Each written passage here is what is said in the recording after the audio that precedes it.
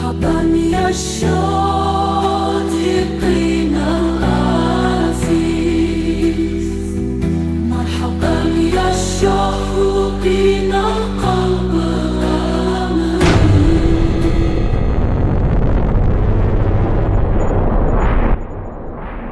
Assalamualaikum warahmatullahi wabarakatuh. Marhaban ya Syodikinal Aziz. Selamat datang wahai sahabat yang dirahmati Allah. Yang sudah like dan subscribe saya ucapkan terima kasih, dan saya doakan semoga masuk surga.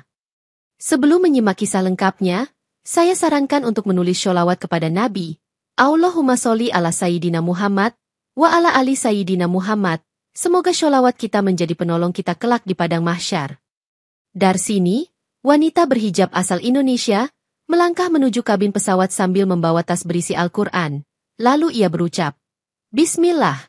Semoga perjalanan ini mendapatkan ridho Allah, di hadapan pramugari yang menyambutnya dengan senyuman. Suara pengumuman keberangkatan terdengar melalui pengeras suara, sementara beberapa penumpang lain turut mengucapkan doa-doa pendek agar perjalanan mereka aman dan lancar. Lampu tanda sabuk pengaman menyala, membuat Darsini segera duduk di kursinya yang berada di dekat jendela, di mana ia memandang langit pagi sembari menggumamkan zikir singkat. Seorang penumpang asing yang duduk di sebelahnya menanyakan maksud doa-doa yang ia ucapkan, dan Darsini menjawab, doa ini untuk memohon perlindungan Allah, agar kita semua selamat sampai tujuan. Pramugari membagikan kartu imigrasi Jepang, yang Darsini isi dengan hati-hati sesuai dengan dokumen kerjanya, sekaligus menandai persiapan awal menuju tantangan baru di negeri Sakura. Kotak makan kecil yang disediakan maskapai disajikan, namun Darsini bertanya terlebih dahulu, apakah makanan ini halal? Karena ia ingin memastikan tidak melanggar aturan agama. Pramugari menjelaskan bahwa menu yang disajikan sudah bersertifikat halal, dan Darsini pun berterima kasih seraya menyesap segelas air mineral untuk menenangkan tenggorokannya. Pesawat mulai bergerak menuju landasan pacu, sementara pilot mengucapkan salam dan meminta semua penumpang tetap berada di kursi dengan sabuk pengaman terpasang. Mesin jet meraung kencang ketika pesawat lepas landas, membuat sebagian penumpang mengucapkan kalimat-kalimat thayyibah, serta memejamkan mata untuk mengingat keagungan Allah. Di tengah suasana yang hikmat dan penuh harapan, Darsini mengalihkan pandangan ke jendela, menyaksikan awan-awan putih yang terbentang seakan mempersilakan awal kisah penting dalam perjalanan hidupnya. Beberapa jam setelah pesawat mengudara, seorang penumpang pria bernama Takahiro melihat Darsini terbatuk ringan dan lantas berkata, "Apakah Anda sakit parah?" Dengan nada khawatir yang mulai memancing perhatian penumpang lain. Desas-desus tentang penyakit menular segera menyebar, ketika Takahiro membisikkan kata-kata mencurigakan kepada penumpang di sebelahnya, sehingga suasana perlahan memanas. Beberapa penumpang mulai melirik Darsini dengan waspada, sementara pramugari mencoba menenangkan mereka dengan mengatakan, "Harap tenang, ini hanya batuk ringan, jangan mengambil kesimpulan tanpa bukti." Bisik-bisik kecurigaan membesar menjadi tuduhan, ditambah beberapa penumpang asing yang tidak memahami bahasa Indonesia mempercayai kabar bahwa Darsini mungkin membawa penyakit berbahaya. Darsini berupaya menjelaskan kepada penumpang sekitar bahwa dirinya sehat dan memiliki surat keterangan medis. Namun suasana sudah semakin riuh dengan spekulasi yang tak terkendali. Seorang penumpang lain memperkuat tuduhan dengan menyebutkan, "Saya pernah melihat berita tentang wabah di Indonesia," yang kemudian menambah ketidakpercayaan terhadap Darsini. Sang kapten pesawat menyuruh awak kabin melakukan pemeriksaan singkat, tetapi kekhawatiran penumpang mulai berkembang menjadi rasa panik yang tidak proporsional. Darsini berkata dengan suara pelan, "Tolong, berikan saya kesempatan untuk menunjukkan bahwa saya tidak terinfeksi apapun, namun hanya segelintir orang yang mau mendengarkan." Karena fitnah yang beredar terlalu cepat, beberapa penumpang meminta agar Darsini diisolasi, sementara yang lain menganggap ini hanyalah batuk biasa. Dalam kebimbangan situasi, pramugari meminta Darsini untuk menunggu di bangku belakang, memunculkan awal ketidakadilan yang akan menjadi pemicu konflik selanjutnya. Di tengah suasana yang semakin tegang, seorang pria parubaya bernama Pak Hamid yang dikenal sebagai ustaz dalam komunitasnya menengahi perdebatan, seraya berkata, "Saudara-saudara, kita harus tabayun atau mencari kejelasan sebelum menuduh." Pak Hamid membacakan potongan ayat Al-Quran yang berisi anjuran untuk tidak berprasangka buruk. Namun suara Rio, seorang pemuda dengan niat tersembunyi, menyanggahnya dengan nada tinggi. "Tidak perlu dalil-dalil, Pak Tua. ujar Rio sambil menuding Darsini. Yang jelas, batuknya membuat saya takut, apalagi rumor sudah menyebar bahwa dia membawa penyakit mematikan. Pak Hamid tetap tenang dan menimpali, Islam mengajarkan kita untuk memverifikasi berita, apalagi jika menyangkut nama baik orang lain. Meski nada suaranya berusaha menahan kekhawatiran. Rio tersenyum licik dan berucap, kelihatannya Anda membela dia karena sama-sama orang Indonesia, padahal kami semua di sini merasa terancam. Perdebatan semakin memanas ketika beberapa penumpang mendengar penyebutan penyakit menular mematikan, sehingga mereka menuntut agar kapten mengambil tindakan tegas. Pak Hamid meminta Darsini untuk tetap sabar dan beristighfar. Sementara Darsini menundukkan kepala tanpa memberikan reaksi berlebihan, demi menghindari konflik lebih jauh. Seorang pramugara mencoba melerai ketegangan, namun Rio bersikeras, kalau memang dia sehat, buktikan dengan hasil tes medis. Jangan hanya omong kosong. Meski Pak Hamid terus berupaya mengajak semua pihak bertindak bijak, tekanan dari penumpang yang termakan provokasi Rio menjadi semakin sulit dihentikan. Momen inilah yang memulai pertentangan tajam antara kebijaksanaan Pak Hamid dan hasutan Rio, menjerumuskan Darsini dalam masalah yang kian pelik. Pada saat pramugari memanggil kapten pesawat untuk berkonsultasi, Rio berdiri dan dengan lantang berkata, kalau ini tidak segera ditangani, kita semua bisa tertular penyakit berbahaya. Beberapa penumpang yang tadinya masih ragu kini mulai cemas, sementara Pak Hamid menasihati mereka, jangan tergesa-gesa mengambil kesimpulan, karena apa yang kita lihat belum tentu benar. Darsini, yang telah dipindahkan ke bangku belakang, berusaha memperlihatkan surat keterangan sehatnya, tetapi Rio menghalangi dengan menyuruh penumpang lain untuk tidak mempercayai dokumen itu. Kapten pesawat berbicara melalui pengeras suara, meminta agar semua penumpang kembali duduk. Namun keriuhan semakin sulit dikendalikan karena mereka yang ketakutan mulai menghampiri awak kabin. Suara Rio masih mendominasi, buktikan sekarang juga, atau kalian semua bersiap menanggung risiko. Sehingga pramugari kewalahan menenangkan situasi yang makin tak terkendali. Pak Hamid mencoba berdiri dan berkata, mari kita tanya langsung kepada Darsini tentang kondisi sebenarnya. Namun beberapa penumpang sudah terlanjur terhasut dan memandang Darsini dengan curiga.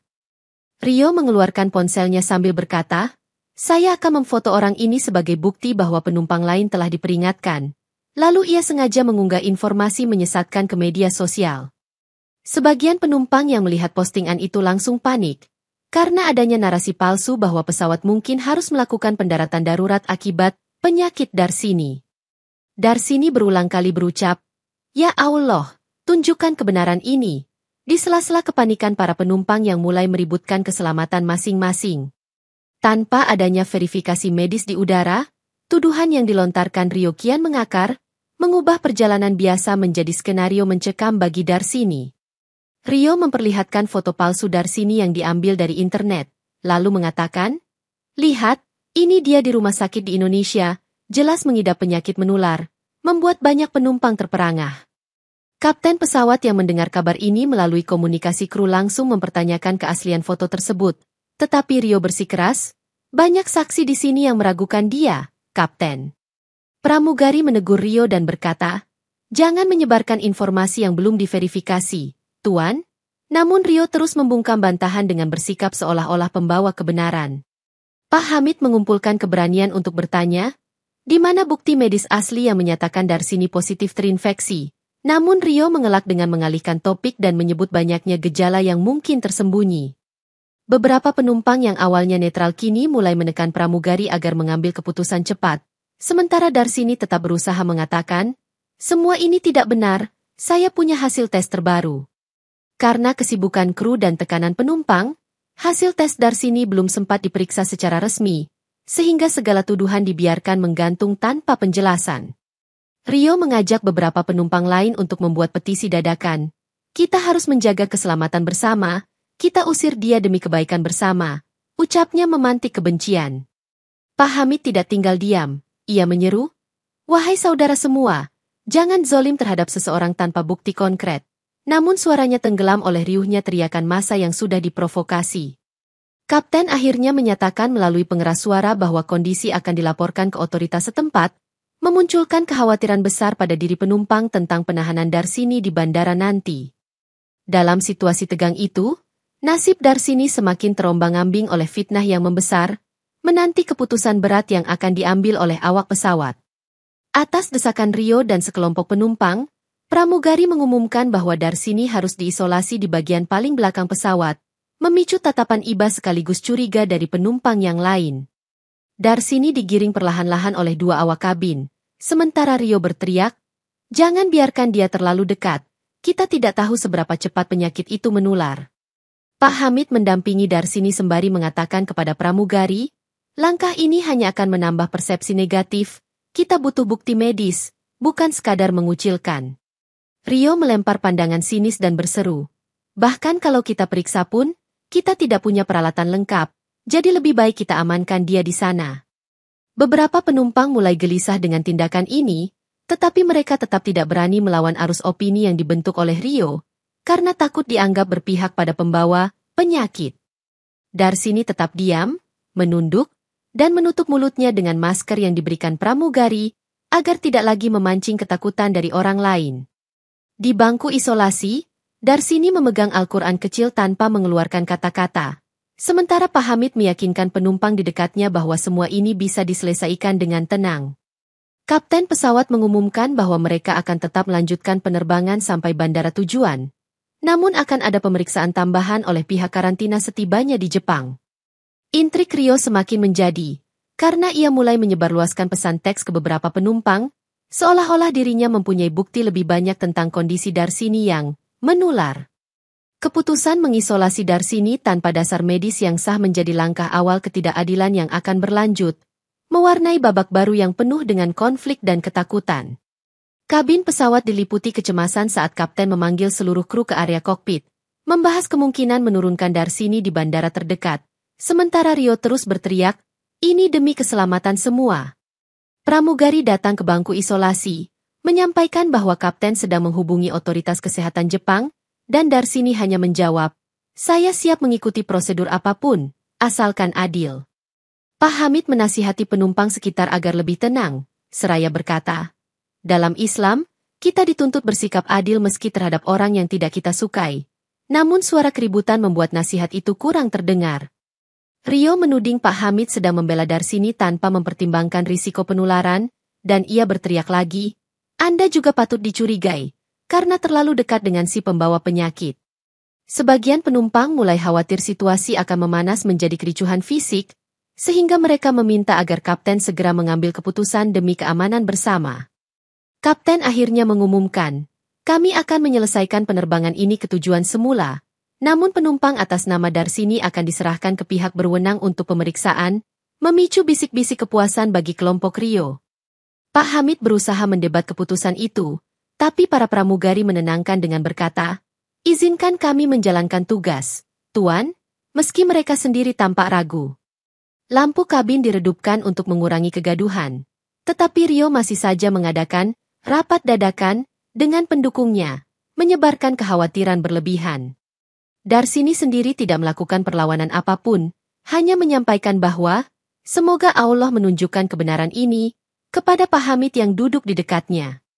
Keputusan berat telah diambil, menandakan tahap lanjutan dalam drama fitnah ini, di mana Darsini bersiap menghadapi apapun yang menantinya di bandara tujuan. Menjelang pendaratan, Pak Hamid berbicara secara pribadi dengan seorang penumpang dokter bernama Dr. Nakamura, yang bersedia memeriksa catatan medis Darsini dan membantu membersihkan namanya. Dr. Nakamura menemukan fakta bahwa surat keterangan sehat Darsini sah dan bebas dari penyakit menular, lalu ia berbisik, "Saya akan menyampaikan ini kepada kapten, semoga cukup untuk menghentikan prasangka." Saat Dr. Nakamura hendak menuju kokpit, Rio menghadangnya di lorong kabin, berpura-pura jatuh dan menyenggol tangan dokter, hingga dokumen medis Darsini terlepas dan tercecer di lantai. "Wah, hati-hati dokter," ujar Rio sambil menyeringai. Kemudian ia dengan cepat meraih beberapa lembar penting dan menyelipkannya ke dalam jaketnya, tanpa ada yang menyadari perbuatannya. Dokter Nakamura bingung karena dokumen kunci hilang, sementara penumpang lain mengira itu hanya insiden biasa, tidak tahu bahwa Rio sengaja merusak bukti. Pak Hamid mendengar kabar dari Dr. Nakamura bahwa bukti medis Darsini tidak lagi lengkap. Lalu ia berkata, "Kita tidak boleh menyerah, Dok. Semoga masih ada cara lain." Rio kembali ke tempat duduknya dengan wajah puas, sementara beberapa pendukungnya bertanya, apa yang sebenarnya terjadi, dan ia hanya menjawab, dokumen itu sudah tidak akan berguna. Kesempatan untuk membersihkan nama Darsini hampir hilang, karena kapten tidak mau mengambil risiko tanpa dokumen resmi yang lengkap, terlebih pendaratan sudah diambang waktu. Pramugari mengumumkan bahwa pesawat akan mendarat dalam waktu 30 menit, memberi tanda bahwa perjuangan untuk menemukan kebenaran semakin terjepit oleh waktu. Intrik busuk Rio baru saja terbongkar sebagian di mata Pak Hamid dan Dr. Nakamura, namun tanpa bukti fisik yang cukup, mereka tidak bisa melaporkan perbuatan itu secara langsung kepada kru pesawat. Pesawat sudah menurunkan ketinggian, dan Rio berhasil meyakinkan kapten melalui penumpang lain yang terpengaruh, bahwa Darsini harus segera ditahan oleh otoritas Jepang sesampainya di bandara. Tolong selamatkan kami, Kapten, sebelum penyakit ini menyebar luas, ucap Rio melalui telepon kabin, sementara Pak Hamid hanya bisa menggelengkan kepala di bangku belakang. Suasana kabin semakin tidak kondusif, karena beberapa orang mulai bersiap mengemas barang mereka dengan tergesa-gesa, takut jika terjadi pemeriksaan mendadak yang melibatkan karantina massal. Pramugari mendekati Darsini dan mengatakan, begitu kita mendarat, Anda diharapkan turun paling akhir untuk melalui prosedur khusus, menandakan posisi Darsini yang kian tersudut. Pak Hamid sempat mencoba berbicara melalui pengeras suara kabin, namun Rio menarik kabel mikrofon dan berteriak, tidak perlu ceramah, kami hanya butuh keselamatan.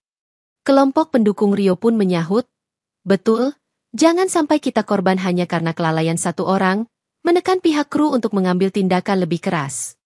Darsini berkata pelan kepada Pak Hamid, semoga Allah memberikan jalan keluar, meski tidak ada ungkapan perasaan lebih jauh, mengingat kondisinya yang teramat genting. Dr. Nakamura, yang melihat kebohongan Rio, berusaha menjelaskan kepada pramugari, namun tidak digubris karena para awak kabin sudah didominasi ketakutan massa. Kapten pesawat menyiapkan prosedur pendaratan dengan nada suara tegang, menyampaikan bahwa pihak imigrasi dan karantina telah dihubungi untuk menunggu kedatangan mereka. Puncak konflik pun tak terelakkan, saat kebenaran belum mampu mencuat ke permukaan, dan kezoliman semakin menguat di tengah kehebohan yang diciptakan oleh Rio. Di luar perkiraan semua orang, perintah dari otoritas tertentu yang disalahartikan membuat kru pesawat mengambil tindakan ekstrim, yakni mengusir Darsini sebelum pesawat mendarat, diikuti teriakan Rio, lempar dia keluar sekarang.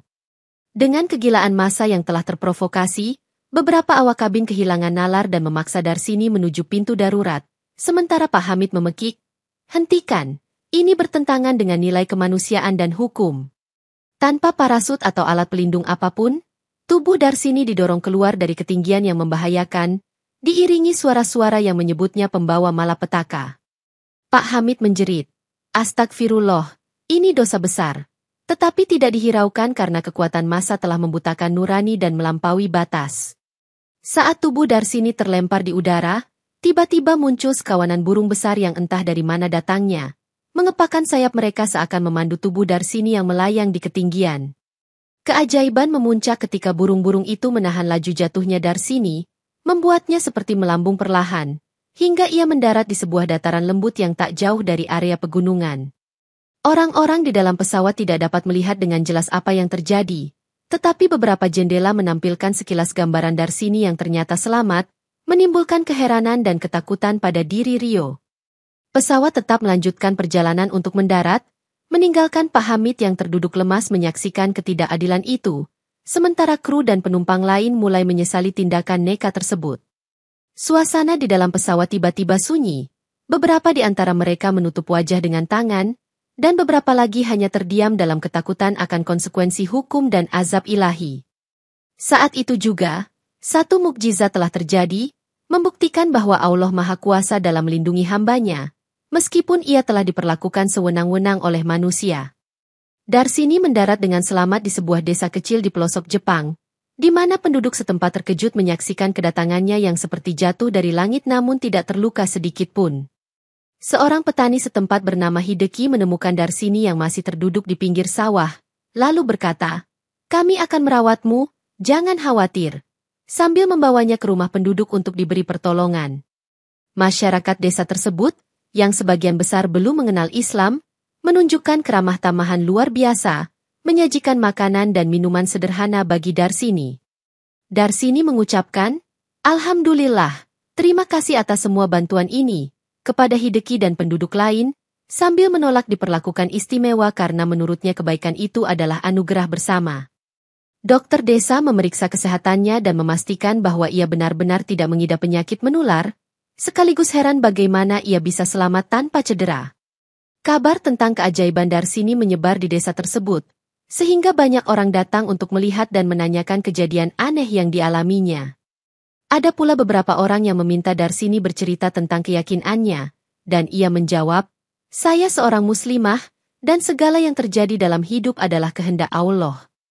Dalam waktu singkat, Darsini ditawari pekerjaan di toko milik keluarga Hideki, meskipun ia semula datang ke Jepang untuk menjadi TKW di tempat lain. Keberkahan seakan mengalir kepadanya ketika bisnis keluarga Hideki meningkat drastis, karena warga desa percaya adanya aura keberuntungan setelah kehadiran Darsini.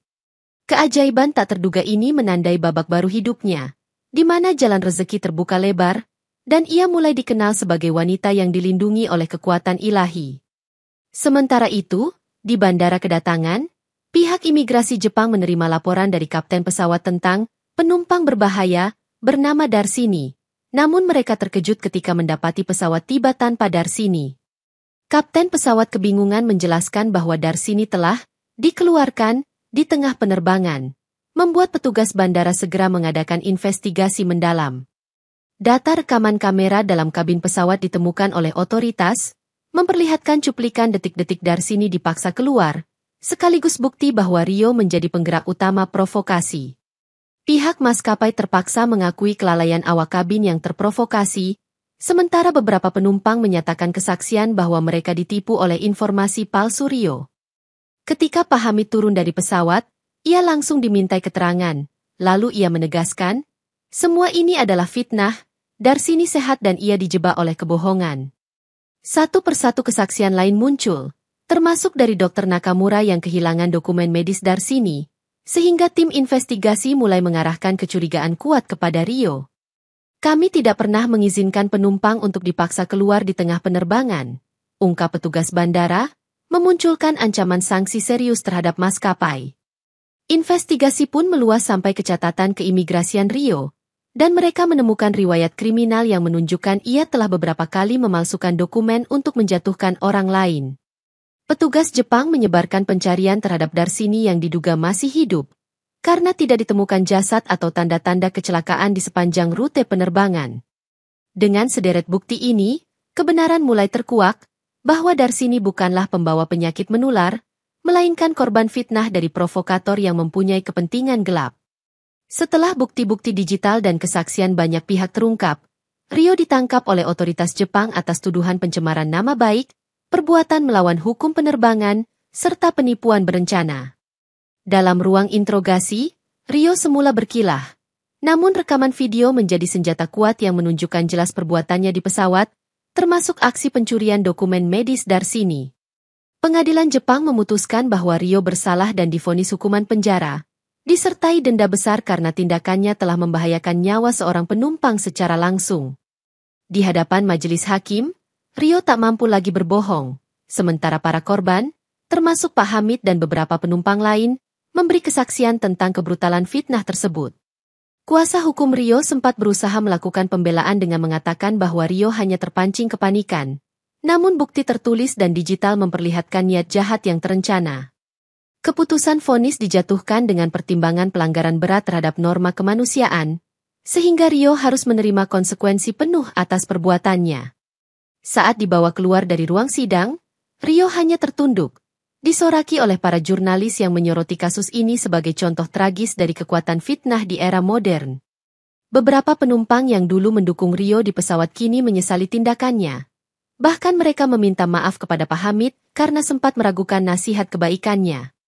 Kasus Rio menyadarkan banyak orang bahwa kebohongan yang didasari kebencian dapat merugikan bukan hanya satu korban, melainkan menciptakan efek berantai pada banyak pihak. Pada akhirnya, Rio menerima azab dunia berupa hukuman penjara, yang diyakini sebagian orang juga sebagai bentuk teguran ilahi atas kedurjanaan dan fitnahnya. Kabar mengenai keselamatan Darsini di desa terpencil sampai ke telinga otoritas Jepang melalui laporan penduduk, membuat tim penyelamat segera mendatangi lokasi untuk menjemputnya. Mereka menemukan Darsini dalam keadaan sehat dan diterima dengan baik oleh penduduk setempat. Sementara Hideki berkata, "Gadis ini bak malaikat yang turun dari langit, kami bersyukur bisa menolongnya." Pemerintah Jepang melakukan pemeriksaan medis lengkap, mengonfirmasi bahwa Darsini benar-benar sehat, sekaligus membantunya mengurus dokumen legal agar dapat tinggal dan bekerja dengan aman.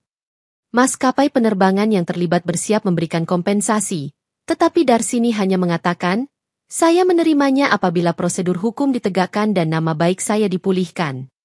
Perusahaan yang semula merekrut Darsini sebagai TKW memintanya datang untuk memenuhi kontrak, tetapi Darsini telah memilih pekerjaan lain yang ditawarkan oleh penduduk desa Jepang tersebut.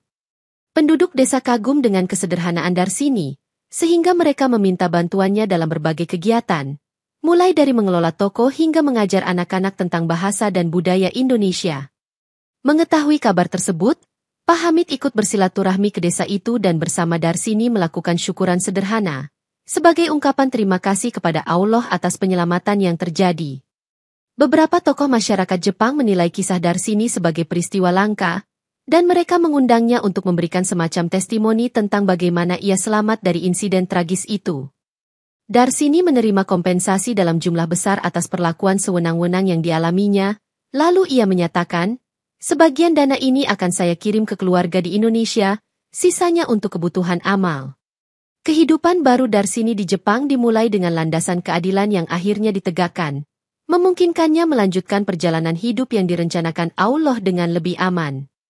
Para penumpang yang sempat memfitnah dan mencurigai Darsini tanpa dasar mulai merasakan dampak moral dan sosial, karena mereka dibayangi penyesalan berat dan sorotan tajam dari publik. Beberapa di antaranya mengalami kesulitan mental, tak mampu menepis rasa bersalah, bahkan ada yang harus menjalani konseling setelah menyaksikan tindakan kejam yang dialamatkan kepada Darsini. Kapten pesawat menghadapi sanksi berat dari pihak maskapai dan otoritas penerbangan, sebab membiarkan aksi main hakim sendiri di udara bertentangan dengan protokol keselamatan internasional. Awak kabin yang terlibat dalam mendorong Darsini keluar dikenai tuntutan hukum, terlebih setelah rekaman CCTV pesawat menunjukkan keterlibatan aktif mereka dalam insiden tersebut. Beberapa penumpang lain yang diam-diam merekam kejadian itu akhirnya mempublikasikan video sebagai bukti, sekaligus menimbulkan kecaman global terhadap perlakuan tidak manusiawi tersebut. Umat Islam di Jepang dan Indonesia menyoroti peristiwa ini sebagai pelajaran tentang kekuatan doa dan pertolongan Allah, menyebarkan pesan bahwa fitnah adalah perbuatan yang dikecam oleh agama. Pak Hamid menerima apresiasi dari berbagai pihak karena telah berusaha sekuat tenaga membela kebenaran di tengah tekanan massa, dan ia hanya menanggapinya dengan kalimat, "Semua ini atas izin Allah." Peristiwa ini menjadi bukti konkret bahwa keadilan ilahi tak pernah luput, karena Darsini yang terzalimi justru selamat, sementara para pelaku kebatilan mendapatkan hukuman setimpal. Dalam beberapa forum diskusi, para ahli hukum internasional menjadikan kasus Darsini sebagai contoh pelanggaran serius atas hak asasi manusia di wilayah udara, memicu revisi regulasi keamanan penerbangan. Semua pihak yang telah berbuat salah akhirnya harus mempertanggungjawabkan perbuatan mereka, menunjukkan bahwa kekuatan fitnah tak dapat menandingi ketetapan Allah yang lebih perkasa. Darsini mendapat undangan dari berbagai komunitas Muslim di Jepang untuk berbagi cerita tentang pengalamannya menghadapi fitnah dan keajaiban yang ia alami, dalam rangka dakwah kebaikan. Di setiap pertemuan, Darsini menegaskan, sesungguhnya Allah tidak akan membiarkan hambanya menderita tanpa hikmah di baliknya, mengajak audiens untuk lebih berhati-hati dengan berita bohong. Ustaz dan tokoh masyarakat lainnya menjadikan kisah Darsini sebagai pengingat agar umat Islam selalu memegang prinsip tabayun dan menolak fitnah, apapun bentuknya. Pak Hamid kerap mendampingi Darsini dalam forum tersebut, menjelaskan pentingnya menerapkan nilai Islam dalam setiap aspek kehidupan, termasuk saat menghadapi krisis. Para hadirin sering menitikkan air mata mendengar bagaimana Darsini dilempar dari pesawat namun diselamatkan dengan cara yang tak dapat dijelaskan oleh logika manusia. Melalui kisahnya, Darsini menggugah kesadaran publik bahwa kepedulian sosial dan keterbukaan hati dapat menyelamatkan seseorang dari prasangka buruk yang tidak berdasar. Sejumlah media lokal meliput kegiatan dakwah ini, memperlihatkan sisi positif Islam yang menekankan keadilan, kasih sayang, dan perlindungan terhadap siapapun yang tertindas. Darsini menjawab pertanyaan para jurnalis dengan bijak, "Saya hanya berserah kepada Allah, Selebihnya semua terjadi di luar kemampuan manusia, sambil tetap mengingatkan orang lain akan bahaya fitnah. Komunitas Muslim Jepang dan Indonesia semakin bersatu pasca insiden ini. Mereka melakukan kolaborasi sosial seperti penggalangan dana dan beasiswa untuk warga yang membutuhkan.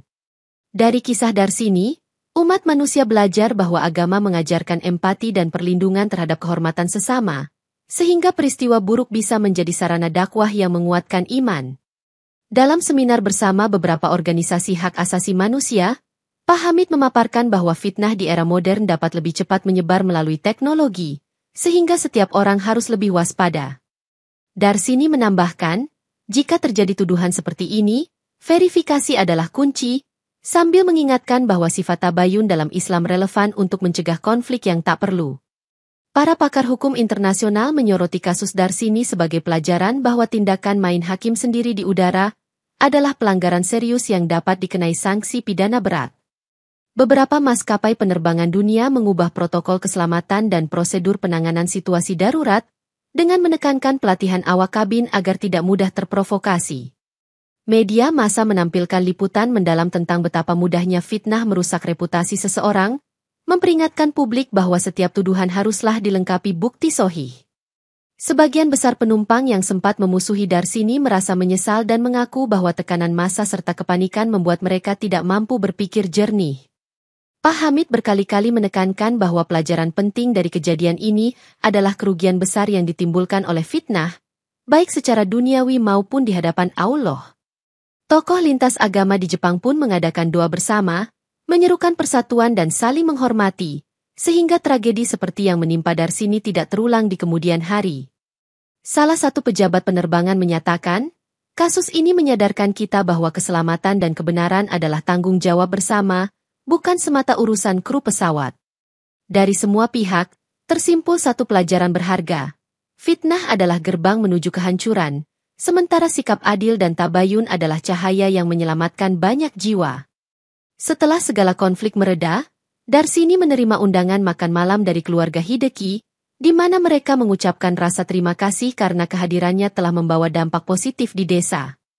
Sebelum makan, Darsini mengajarkan cara berdoa dalam Islam kepada anak-anak yang penasaran, di mana ia menyebutkan nama Allah dan menjelaskan bahwa semua kebaikan datang darinya. Pada kesempatan lain, seorang dokter muda Muslim Jepang yang pernah melihat rekaman kejadian Darsini, tertarik untuk mengenalnya lebih jauh, sehingga mereka sering berdiskusi tentang keajaiban yang dialami Darsini. Keduanya semakin dekat karena memiliki kesamaan pandangan tentang pentingnya menolong sesama. Hingga suatu hari dokter itu menyampaikan keinginan menikah secara Islami. Sebuah pernikahan sederhana pun digelar di desa, dihadiri oleh Pak Hamid sebagai saksi, beserta penduduk setempat yang turut bergembira dalam suasana harmoni lintas budaya. Meskipun tidak ada pesta besar, kebahagiaan terpancar dari setiap orang yang hadir, terlebih setelah mendengar kisah perjalanan cinta yang bermula dari insiden tragis di udara. Para tokoh masyarakat desa turut mendoakan, semoga rumah tangga kalian diberkahi Allah, sambil menyerahkan hadiah tradisional Jepang sebagai simbol persatuan budaya. Di hari pernikahan tersebut, keluarga Darsini dari Indonesia berpartisipasi melalui panggilan video, menyaksikan bagaimana putri mereka yang sempat difitnah kini menemukan kebahagiaan. Segenap tamu kemudian melaksanakan doa bersama, di mana Darsini dan suaminya larut dalam suasana haru tanpa menampilkan refleksi berlebihan. Karena mereka yakin ini semua adalah rencana Allah. Kebahagiaan Darsini pun menguat sebagai bukti bahwa ujian berat tidak menghalangi seseorang untuk meraih karunia yang telah Allah siapkan, asalkan sabar dan tetap berpegang pada kebenaran. Beberapa waktu setelah pernikahan, Pak Hamid dan beberapa ustaz lainnya mengadakan pengajian terbuka di halaman masjid lokal, membahas kisah Darsini dan makna ujian dalam Islam. Dalam kesempatan itu, Dr. Nakamura turut hadir untuk memberikan pandangan medis, menyatakan, secara sains, sulit menjelaskan bagaimana seseorang bisa selamat dari ketinggian tanpa luka. Pak Hamid lalu menyambung, dalam keimanan kita, selalu ada kehendak Allah yang melampaui akal manusia, menandaskan pentingnya memahami bahwa pertolongan bisa datang dari arah tak terduga. Penduduk desa yang ikut pengajian menyaksikan sendiri bagaimana Darsini, tanpa memaparkan perasaan terdalamnya, menuturkan jalannya fitnah hingga peristiwa keajaiban, menumbuhkan respek di hati mereka. Dalam sesi tanya-jawab, seseorang menanyakan apakah ada trauma yang dialami Darsini, namun ia menjawab singkat, "Semua hal terjadi karena izin Allah, tidak perlu ada yang ditakutkan." Diskusi terus bergulir tentang betapa pentingnya menjaga lisan dan tulisan, karena fitnah sekecil apapun dapat menimbulkan efek besar dan merusak reputasi orang yang tidak bersalah. Ustaz lain menegaskan bahwa peristiwa Darsini menjadi pengingat untuk menjaga persatuan, tidak mudah terprovokasi, serta tidak serta-merta menuding orang lain tanpa bukti. Hasil pengajian ini diteruskan ke berbagai forum Muslim di Jepang, meneguhkan pemahaman bahwa ujian hidup seringkali menjadi jalan naiknya derajat keimanan seseorang. Meskipun kisah ini menyentuh banyak hati, Darsini sendiri jarang membeberkan isi hatinya, sebab ia merasa cukup dengan bukti nyata pertolongan Allah yang telah menyelamatkannya. Hikmah di balik kejadian ini terasa jelas, bahwa fitnah adalah senjata yang melukai banyak pihak, namun keteguhan pada ajaran Islam dan kasih sayang Allah membawa keselamatan dan kemuliaan. Desa kecil di Jepang yang awalnya tidak banyak dikunjungi orang kini berkembang berkat kehadiran Darsini, karena banyak relawan internasional tertarik melakukan studi mengenai kisah keajaibannya. Penduduk desa menjadikan pengalaman Darsini sebagai inspirasi, merintis program sosial yang menghubungkan berbagai komunitas lintas agama, sehingga tercipta kerukunan yang belum pernah terjadi sebelumnya. Pemerintah lokal memberikan penghargaan kepada Darsini atas kontribusinya dalam membangun semangat toleransi, di mana Hideki menerima sertifikat mewakili desa dan menyatakan rasa bangganya. Atas saran keluarga dan Pak Hamid, Darsini menyalurkan dana kompensasi yang diperolehnya untuk mendirikan rumah singgah di Indonesia, serta membantu panti asuhan di daerah asalnya. Tak berselang lama, kabar baik datang dari keluarga Darsini di Indonesia, yang memberitahu bahwa kondisi ekonomi mereka membaik karena sokongan dana tersebut, membuat hubungan antar saudara semakin erat. Darsini pun terus bekerja di Jepang bersama suaminya, menunjukkan pada dunia bahwa perbedaan budaya dan bahasa tidak menjadi penghalang bagi keharmonisan dan kerjasama. Masyarakat sekitar juga diuntungkan oleh keterampilan Darsini dalam berbahasa Jepang dan Indonesia, sebab ia menjadi penghubung bagi turis Muslim yang datang, sehingga wisata religi pun berkembang. Beberapa wartawan internasional menyoroti kisah Darsini sebagai cerita nyata penuh hikmah, menampik anggapan bahwa mukjizat hanya ada di masa lalu, mengingat bukti fisik penerbangannya yang ajaib.